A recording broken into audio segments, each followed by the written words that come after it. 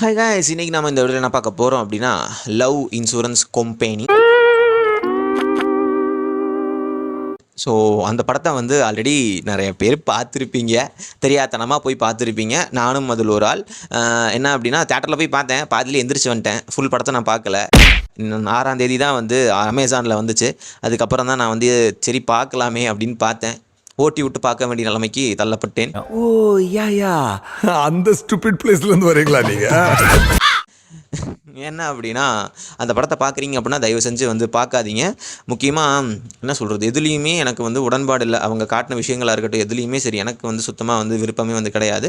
2-3 விஷயங்கள் வந்து வேணால் ஓகேவாக வந்து இருந்துச்சு. அந்த முதல் விஷயம் என்னென்னா, இயற்கை உலகத்திற்கு கூட்டிகிட்டு போயிட்டு அந்த ஒரு பேரண்ட்ஸ் அண்டு சில்ட்ரன்ஸுக்கு நடுவில் ஒரு சின்னதாக ஒரு கான்வர்சேஷன் வந்துருக்கும்.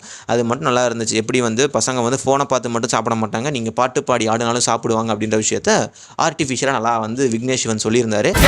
இது பசுமை உலகம், அலைபேசி, சமூக வலைத்தளங்களின் தாக்கத்தினால் நிம்மதி இழந்தோருக்காகவே உருவாக்க ரவுடி பிக்சர்ஸ், அதாவது மின்ட்ஸ் வந்து நயன்தாரா அவர்களுடைய ஓன் பிக்சர்ஸ்னு நினைக்கிறேன்.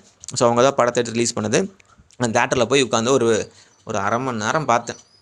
பாப்கார்ன் தின்னதுக்காக வந்து பார்த்துட்டு எந்திரிச்சு வெளியே வந்துட்டேன். ஏன்னா அந்த லட்சணத்தில் தான் வந்து இருந்துச்சு படம், ஸ்க்ரீன் ப்ளே எல்லாமே இது இருந்துச்சு.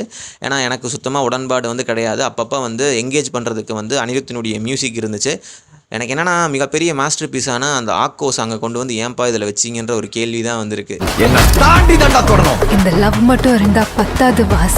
விட்டு வேணான விட்டு போலாம்ல வாஸ். எதுக்கிட சம்மந்தமே இல்லாமல் அதை கொண்டு வந்து இதில் வச்சிங்க, வேறு ஏதாச்சும் நல்ல படத்தில் யூஸ் பண்ணியிருக்கலான்றது தான் என்னோட இது.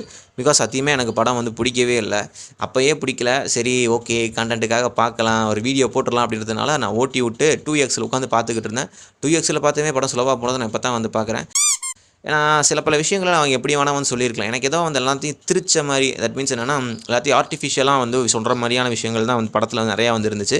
ஸோ அப்படின்றதுனாலே படம் வந்து ஒட்டாமலும் கனெக்ட் பண்ண முடியாமலும் மாதிரி இருந்துச்சு. ஏன்னா வந்து அந்த படத்துக்கும் எனக்கும் வந்து ஒரு 1000 கிலோமீட்டர் கேப் வந்து இருந்துச்சு. எதுவுமே என்னால் வந்து எமோஷ்னலாக வந்து கனெக்ட் ஆக முடியல. அவங்க அழுகுறாங்க, எனக்கு உட்காந்து எதுக்கிட்ட அழுகுறாங்க இவங்க அப்படின்ற மாதிரி இருந்துச்சு. சீமான் அழுகிறாரு, தங்கச்சின்றாங்க, எதுக்கு எடுத்தாலும் தான். ஸோ கிளைமேக்ஸு அதெல்லாம் பார்த்தீங்கன்னா ஒரு நார்மலான ஒரு விஷயமா இருக்கும். பிரதீப்பினுடைய ஒரு சரிவுக்கு இது ஒரு காரணம்னு சொல்லலாம்.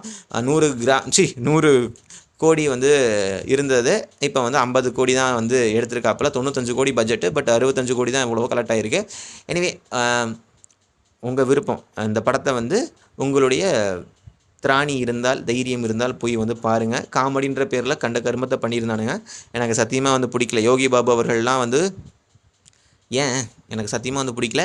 எனிவே இந்த முடிச்சிடுறேன்டா, என்ன போய் பாருங்கள்.